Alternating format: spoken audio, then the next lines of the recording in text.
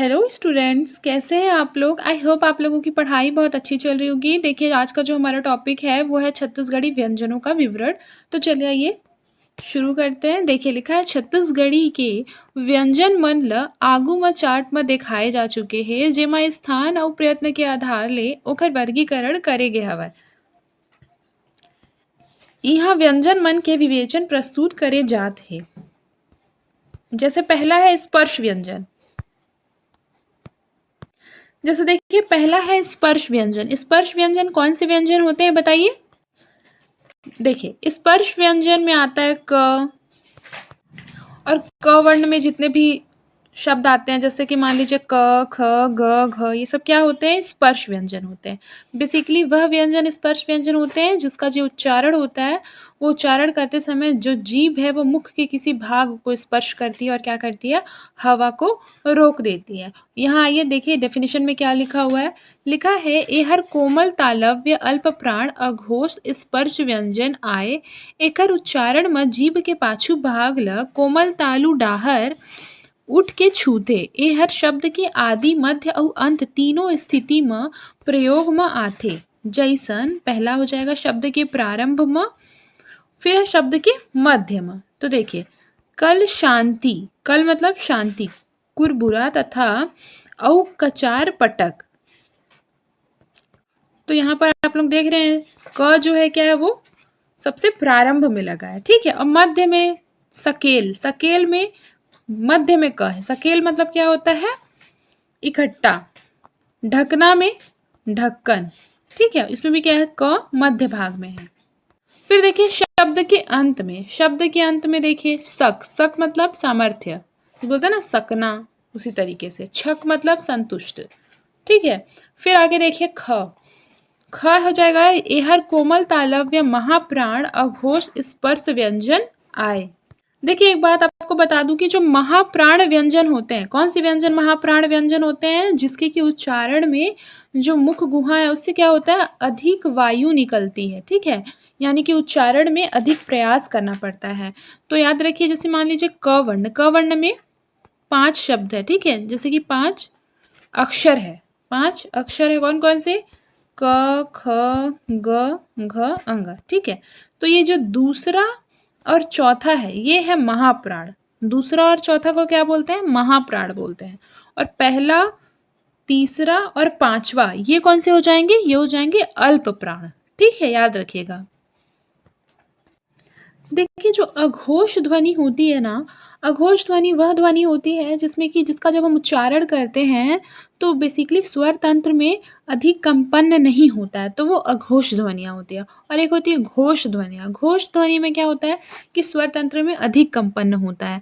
जैसे आप लोग नोटिस कीजिएगा कि जो अघोष ध्वनि है, अघोष ध्वनि वह कौन सी ध्वनि होती है, जैसे कि मान लीजिए ये क वर्ण है, क वर्ण का जो पहला 2 अक्षर है, ठीक है, यानी कि क और ख, ये दोनों क्या हो जाएगा, ये दोनों हो जाएगा अघोष।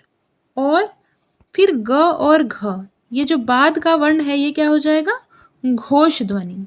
घोष ध्वनि में क्या हो जाता है कि स्वर तंत्री में कंपन होता है और उसमें कंपन नहीं होता। ये इन दोनों में कंपन नहीं होता। जैसे आप लोग बोलेंगे ना क ख, तो उतना कंपन नहीं हो रहा है, लेकिन ग घ तो बोलेंगे तो आप लोग को देखिएगा एक कहीं ना कहीं एक कंपन होता है, ठीक है। तो ये चीज़ अच्छी तरीके से याद रखिएगा, ठीक है। आई होप आप लोगों को याद रहेगा।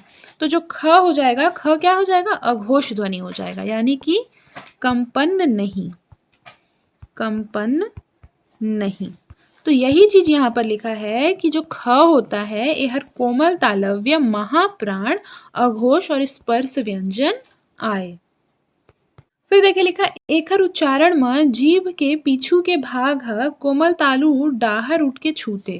यह शब्द के आदि मध्य और अंत तीनों स्थिति में प्रयोग में आथे। जैसन कि शब्द के प्रारंभ में, जैसे फॉर एग्जाम्पल देखिए खर, खर मतलब क्या होता है, अधिक सिका हुआ, बोलते हैं ना रोटी बड़ी खरी बनी है, तो इस तरीके से बोलते हैं ना। तो ख कहाँ प्रयुक्त हुआ है, शब्द के प्रारंभ में प्रयुक्त हुआ है। जैसे खलस, खलस मतलब होता है खिसकना, तो ख कहाँ प्रयोग हुआ है, शब्द के प्रारंभ में प्रयुक्त हुआ है।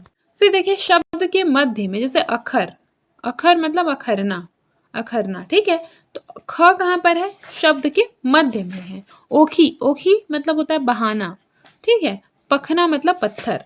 फिर देखिए शब्द के अंत में कांख मतलब कराहना, पांख मतलब पंख। तो ये कहीं ना कहीं जो ख है वो क्या है, शब्द के अंत में है। ठीक है, इस चीज को अच्छी तरह से याद कर लीजिए। और इसको याद रखिए कि आप लोगों को मैं एक और इम्पॉर्टेंट चीज़ बताऊं कि जब भी आप मेरी क्लास करने बैठे, एक पेन और कॉपी साथ लेकर बैठे, जैसे जैसे मैं आपको पढ़ाते जाऊंगी आप लोग नोट डाउन करते जाएंगे। यही आपके लास्ट रिवीजन में काम आएगा और मेंस का जो पेपर है उसमें आपको कहीं ना कहीं बहुत कम समय में बहुत ज़्यादा आंसर्स लिखने हैं, तो आपकी स्पीड भी अच्छी होनी चाहिए। तो जब भी आप क्लास करने बैठे एक पेन और कॉपी लेकर बैठे और जो भी ज़रूरी की चीज़ें आपको लगी नोट डाउन कर लीजिए वीडियो पॉज करके, और उसके बाद फिर वीडियो देखिए। ठीक है, ये चीज़ अपने रूटीन में लाइए आप लोग, तभी आप लोगों को इस क्लास का पूरा बेनिफिट मिल पाएगा। ठीक है, अब आगे बढ़ते हैं। देखिए लिखिए ग। तो एहर कोमल तालव्य अल्प प्राण सघोष और स्पर्श व्यंजन आए। एकर उच्चारण क व्यंजन के समान होते। एहर शब्द के प्रारंभ मध्य और अंत में आथे। जैसन जैसन शब्द के आरंभ में गर, गर मतलब गलना, तो ग कहीं ना कहीं पहला है। फिर शब्द के मध्य में अगोर, अगोर मतलब क्या करना, प्रतीक्षा करना, तो कहीं ना कहीं ग मध्य में है। फिर शब्द के अंत में खंग, खंग अंत में ग। फिर टांग अंत में ग। फिर घ। यह कोमल तालव्य महाप्राण, मैंने फिर बताया महाप्राण क्या होता है, जिसके बोलने में क्या होता है, अधिक श्वास का प्रयोग करना पड़ता है, उसको बोलते हैं महाप्राण। अल्प प्राण मतलब कम श्वास का प्रयोग करना पड़ता है। सघोष भी मैंने आपको अभी पढ़ाया। सघोष ध्वनि क्या होती है बताइए, फिर से बताइए। सघोष ध्वनि वह ध्वनि होती है जिसमें क्या होता है, ज्यादा कंपन नहीं करना पड़ता है। ठीक है, उसको बोलते हैं सघोष ध्वनि। ठीक है, इस चीज को याद रखिएगा।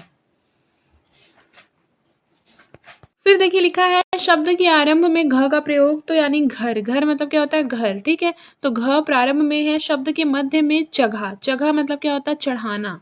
फिर शब्द के अंत में चघ, चघ मतलब चढ़ना। ठीक है, फिर देखिए स्पर्श संघर्षी व्यंजन। देखिए फिर है स्पर्श संघर्षी व्यंजन। याद रखिए स्पर्श संघर्षी व्यंजन वह व्यंजन होते हैं जिनको बोलने पर पहले स्पर्श होता है और फिर संघर्ष के साथ ही हवा बाहर निकलती है मुख गुहा से। जैसे फॉर एग्जांपल आप लोग बोलेंगे च छ ज झ, तो कहीं ना कहीं क्या होता है, जो जिह्वा हमारी होती है उसका एक ना एक मुंह के अंदर स्पर्श होता है, फिर उसके साथ एक एक करके क्या है, हवा बाहर निकलती है। जैसे च छ ज झ, एक बार उच्चारण करके देखिए आप लोग, बिल्कुल सही। इसी तरीके से फिर देखिए च छ ज झ छत्तीसगढ़ी के स्पर्श संघर्षी व्यंजन आए। ये व्यंजन मन के उच्चारण स्पर्श व्यंजन मन के समान होते। फिर एमन स्पर्श के साथ साथ संघर्ष अर्थात घर्षण के साथ होते। एकर उच्चारण म च छ ज झ और व्यंजन मन स्पर्श संघर्षी व्यंजन के साथ हवा फेफड़ा ले निकलकर मुख मार्ग में स्पर्श के साथ घर्षण की स्थिति बनाते। जो मैंने हिंदी में बताया यहाँ वही छत्तीसगढ़ी में लिखा हुआ है। जैसे देखिए पहला च जो होता है वो अल्प प्राण होता है, यानी बोलने में क्या है, उच्चारण में कम समय लगता है। अघोष होता है। फिर उसके बाद तालव्य स्पर्श संघर्षी व्यंजन आए। ये व्यंजन हर शब्द निर्माण के तीनों स्थिति में प्रयोग होता है, शब्द के आरंभ में, शब्द के मध्य में, शब्द के अंत में। अब तो आप लोगों को याद भी हो गया होगा, सारा शब्द इसी तरीके का है। जिसका प्रयोग आरंभ में होता है पहले उसका एग्जाम्पल ले लीजिए, जिसका शब्द का प्रयोग मध्य में होता है उसका ले लीजिए। जैसे देखिए कांचा मतलब कच्चा, कहीं ना कहीं च का प्रयोग मध्य में हुआ है। कचार मतलब होता है पटक। ठीक है, फिर शब्द के अंत में है सांच यानी सच्चा। शब्द के अंत में क्या हो जाएगा, सिपच मतलब सुलगना, तो कहीं ना कहीं च जो है वो अंत में प्रयोग हुआ है। फिर छ, यह महाप्राण अघोष तालव्य और स्पर्श संघर्षी व्यंजन आए। एहू व्यंजन ध्वनि ह शब्द निर्माण के तीनों स्थिति में प्रयोग में आते। जैसन शब्द के आरंभ में, शब्द के आरंभ में किसका प्रयोग हो रहा है, बोल रहा है यहाँ पर छ का, जैसे छर, तो कहीं ना कहीं प्रारंभ में। फिर छान, फिर छक यानी तुष्ट। फिर देखिए शब्द के मध्य में, शब्द के मध्य में छ का प्रयोग, जैसे कछोरा, छ मध्य में है। पछीत पीछे, शब्द के अंत में है पोच कांच, ये सब क्या है, छ का प्रयोग अंत में है। फिर देखिए ज, एहर अल्प प्राण सघोष तालव्य और स्पर्श संघर्षी व्यंजन आए। यहू ज व्यंजन ह शब्द निर्माण में प्रारंभ मध्य और अंत में प्रयोग में आते। जैसन की एग्जाम्पल ले लेते हैं। देखिए शब्द के आरंभ में म का प्रयोग, सॉरी ज का प्रयोग, यहाँ लिखा है शब्द के आरंभ म, मतलब कि शब्द के आरंभ में। तो देखिए ज का प्रयोग यहाँ पर प्रारंभ में है। जकहा, जकहा मतलब होता है भोंदू। जैसे कोई मान लीजिए आपको बेवकूफ़ या बुद्धू लग रहा है तो आप उसको छत्तीसगढ़ में क्या बोल सकते हैं, जकहा, जोर, जोर मतलब जोरना। तो एक तरीके से देखिए ज का प्रयोग क्या है, प्रारंभ में है। फिर देखिए शब्द के मध्य में अजर, तो ज का प्रयोग मध्य में है। अजार मतलब बुखार। शब्द के अंत में है देखिए काज मतलब कार्य, आज मतलब वर्तमान जो आज का समय चल रहा है, राज मतलब राज्य। अब देखिए झ का प्रयोग, तो याद रखिए झ का प्रयोग भी देख लीजिए, शब्द के आरंभ में, शब्द के मध्य भाग में और शब्द के अंत भाग में। ठीक है, इसका भी आप एग्जाम्पल कॉपी में नोट डाउन कर लेंगे। ठीक है, अब देखिए अब नासिक के व्यंजन। छत्तीसगढ़ी भाषा में म, म, न, नह, औ अंग व्यंजन मन ह नासिक के व्यंजन के रूप में प्रयोग में आथे। जैसे देखिए म का प्रयोग, ए हर अल्प प्राण सघोष और द्योष्ठ्य नासिक के व्यंजन आए।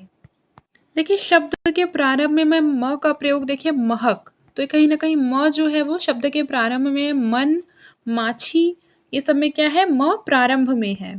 शब्द के मध्य में देखिए अमर, कुमार इत्यादि में क्या है, शब्द के मध्य में म का प्रयोग है। फिर शब्द के अंत में जैसे जाम, लाम, ताम, आम भी बोल सकते हैं, इसमें म का प्रयोग क्या है, शब्द के अंत में।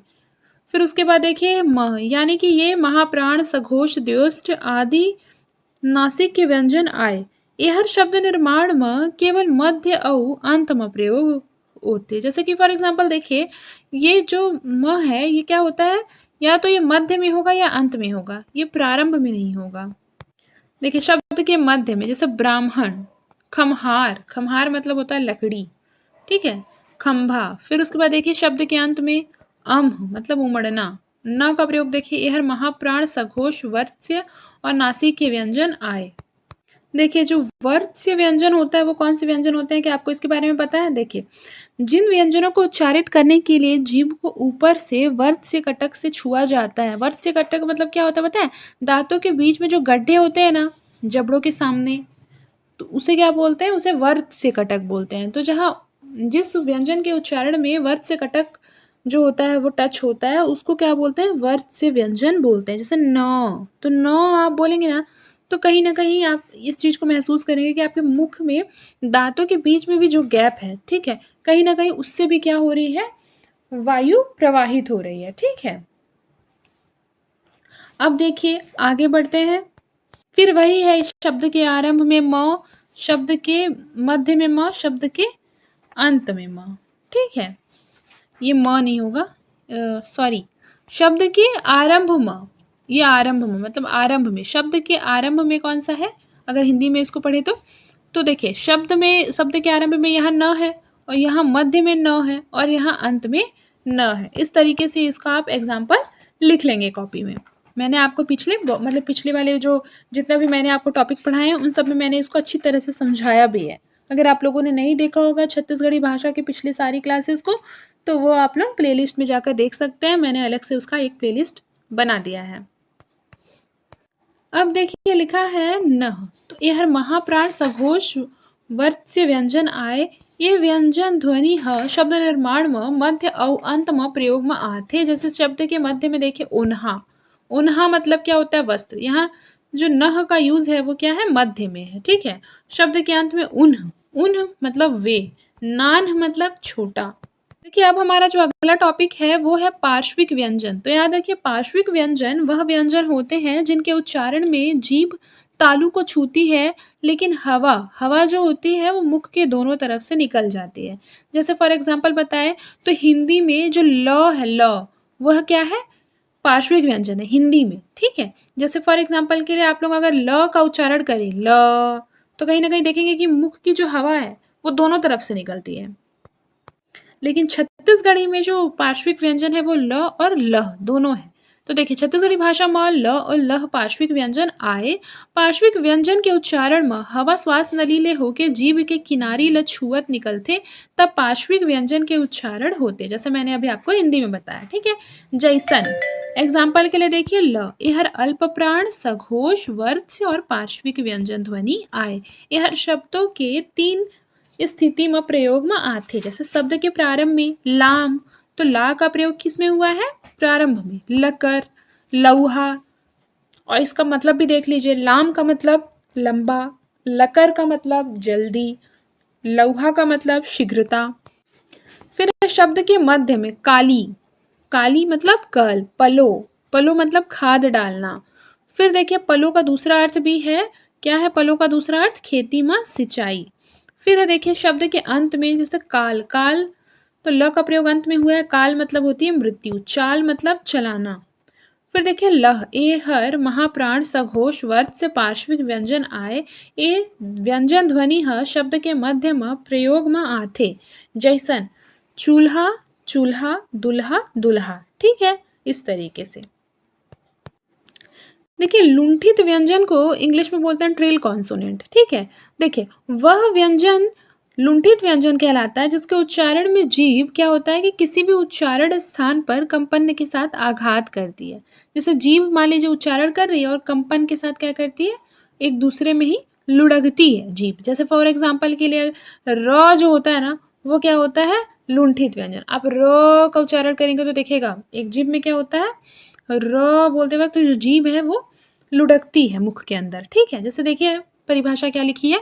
छत्तीसगढ़ी भाषा में र और रह दो ठन लुंठित व्यंजन है। हिंदी में र होता है, लेकिन जो छत्तीसगढ़ी भाषा है उसमें र और रह होता है। ठीक है, जैसे देखिए छत्तीसगढ़ी भाषा में र और रह दो ठन लुंठित व्यंजन है। ये ध्वनि मन के उच्चारण में जीभ वर्त से भाग के नजदीक पहुंच जाते और जीभ के आगू भाग ह वायु प्रवाह के साथ साथ दोलन करते। दोलन करते यानी दोलन करते यानी लुढ़क रहा है। दोलन करना मतलब वही होता है ना, लुढ़क रहा है। फिर देखिए र, ए हर अल्प प्राण सघोष वर्त से लुंठित व्यंजन आए। ए हर शब्द निर्माण में तीनों स्थिति में प्रयोग में आते। शब्द के आरंभ में भी होता है, शब्द के मध्य में भी और शब्द के अंत में भी। और फिर देखिए रह, ए हर महाप्राण सघोष वर्त से लुंठित व्यंजन आए। इसका भी प्रयोग किसमें किसमें होता है? तो रह का प्रयोग मध्य भाग में होता है। जैसे देखिए रहुआ, रहुआ मतलब होता है भुखमरा। फिर है फर्रही मतलब फलाहार। फिर है गिरहा, गिरहा मतलब होता है ग्रह। ठीक है, तो रह का प्रयोग किसमें होता है? मध्य भाग में होता है।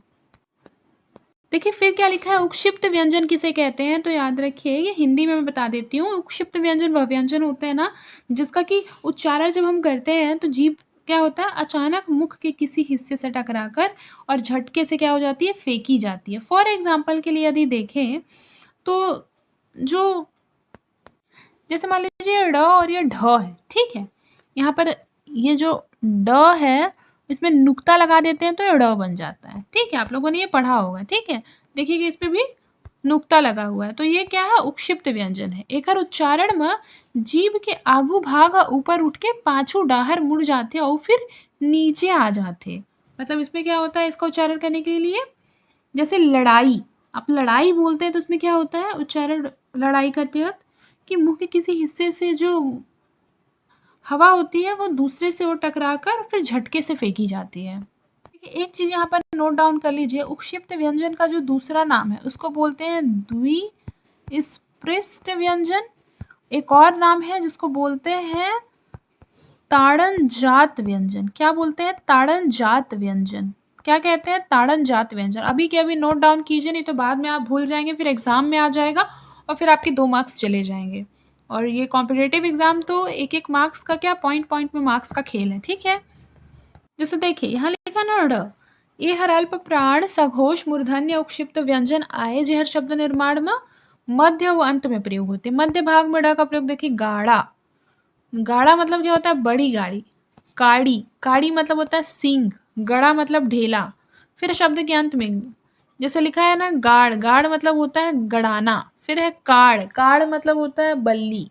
ठीक है, फिर ढ का प्रयोग देखिए ढ का जो प्रयोग है यह महाप्राण सघोष मूर्धन्य उक्षिप्त व्यंजन आए। एक हर प्रयोग शब्द निर्माण में मध्य और अंत में होते हैं। जैसे मध्य में देखिए मढ़ा, कढ़ा, फिर उसके बाद है गढ़ा। ठीक है, इस तरीके से। अब देखिए संघर्षी व्यंजन पढ़ते हैं, आइए देखिए संघर्षी व्यंजन। तो याद रखिए वह व्यंजन होते हैं संघर्षी व्यंजन जिन्हें बोलने के लिए हवा को मुंह के 2 उच्चारण स्थानों के बीच से एक तंग जगह से गुजरना पड़ता है, जिसकी वजह से क्या होता है? एक तरह का घर्षण होता है, संघर्ष होता है। इसीलिए इस व्यंजन को क्या बोलते हैं?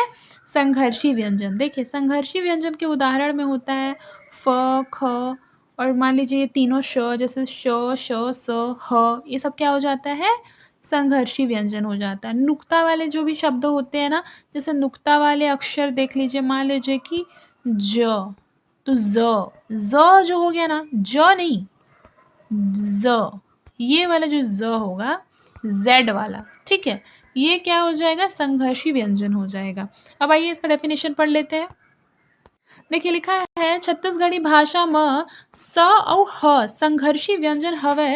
ये व्यंजन ध्वनि के उच्चारण में उच्चारण अवयव आपस में अतेक नजदीक आ जाते, जेकर कारण ले मुख मार्ग ले निकलिया हवा ल छुअत निकलथे, जेकर कारण ये व्यंजन ध्वनि ल संघर्षी व्यंजन कहे जाते। ठीक है, नुक्ता वाले जितने होंगे वो, और बाकी ये शलजम वाला श, मूर्धन्य श, और ये वाला श और ह, ये सब क्या हो जाएंगे?